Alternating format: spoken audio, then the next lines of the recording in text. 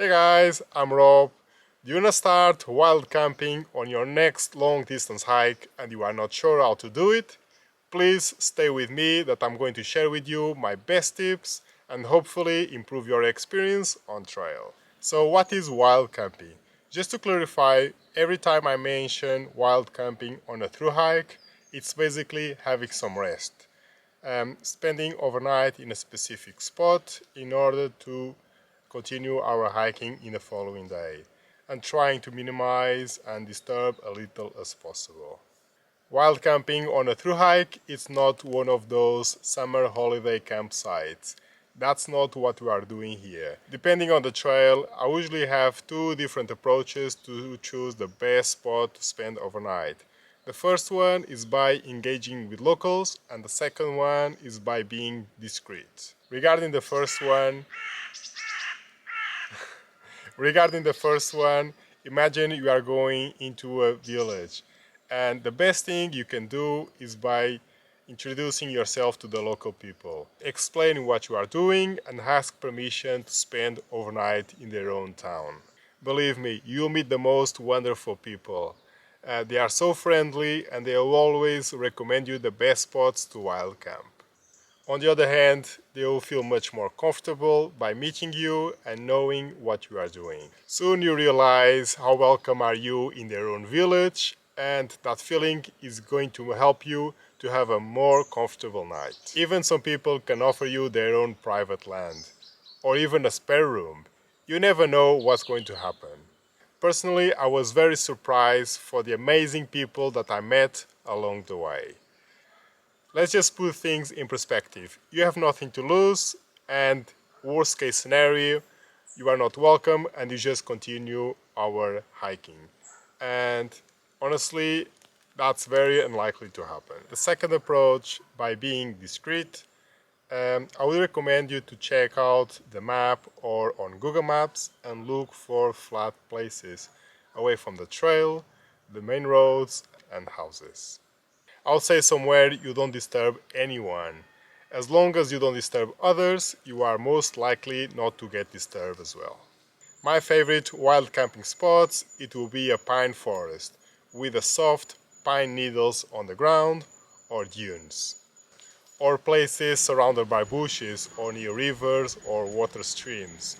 But just bear in mind that camping near to the water streams, it gets really cold at night. Try to find a place not in a valley, neither in the top of the hill. An ideal place, it will be a protected area with some forest and trees. But always check the weather forecast. Keep in mind the risks of wildfires in the summer, floods in the heavy rain, and also trees falling if there is strong winds. Always be safe and don't risk yourself. So these are the two different approaches that I usually take on trail. Depending the location that I am and also on my mood, I will decide which one I will choose. Despite feeling more comfortable and have more support in towns, I feel that wild camping in the middle of the woods is much more rewarded. And I'm just saying this because in the village you can get easily more noise disturbance, like dogs barking, church bells ringing all night, cars driving through, people walking. And to be completely honest with you, even one dog peed in my tent. To find the best spot to set up tent, start looking 1 or 2 hours before sunset. And if you see a good spot to spend overnight and you still have 1 hour of daylight, don't risk it. I already missed excellent camping spots in order to find a better one later on, but that didn't happen, and obviously I didn't go back and had to sleep in a rocky, elevated ground. To reduce the chances of disturbing local communities and the environment, go solo or in a very small groups. Definitely you'll be quicker to set up camp, make less noise, less light, and obviously getting less noticed. Always set up camp after sunset. As it's getting dark, people will not easily notice you and you can still see perfectly without a headlamp. In the morning, wake up quite early and pack everything during dawn. This way, you're reducing the chances of getting spotted. At sunrise, hit the trail and make sure no one noticed that you were here.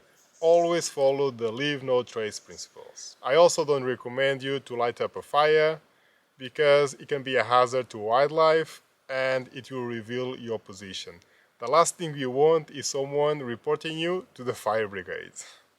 During the night, sleeping in the middle of the woods, you might hear some wildlife around your tent. And don't worry about that. They are just doing their own thing. I don't believe they will come here to attack you. Sometimes they can feel the smell of your food, and the best thing to avoid that is hanging your food bag in a tree like 10 or 30 meters away from your tent.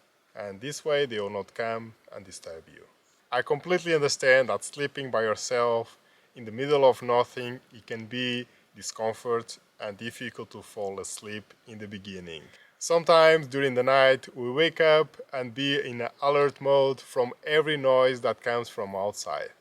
But I believe we should embrace this discomfort because it's one of the main reasons we are here in the first place. You can always imagine yourself that you are having a nap in the middle of the afternoon and understanding that all these noises are normal. If true fear comes to you, try to convince yourself that you are in one of the most safest places that you can be. Definitely safer than any major city alone during the night. To help you to overcome these feelings, you can always play some music on your phone when you are falling asleep. I believe this will help you a lot. But don't worry too much about these feelings. They are completely normal. And soon this will become like a routine, and once you get really tired from hiking, you fall asleep instantaneously. In case if you go out on your first solo hiking wild camping trip, I'll recommend you to go to a familiar place. This way you feel more comfortable, relieved, and slowly you progress and go to more wild areas. Get the right wild camping gear. The last thing we want is to have a bad experience and wish not come back to the trail ever again. So make sure you have the most comfortable and enjoyable experience as possible. And that's it, guys. These are my top tips about wild camping while on a thru hike. I hope they will help you out on your next long distance hike. If it does, please leave a like button and click it over there. And if you have any questions, just feel free to ask. Thank you so much for watching. Please consider to subscribe to the channel. I'll see you soon and enjoy your trails.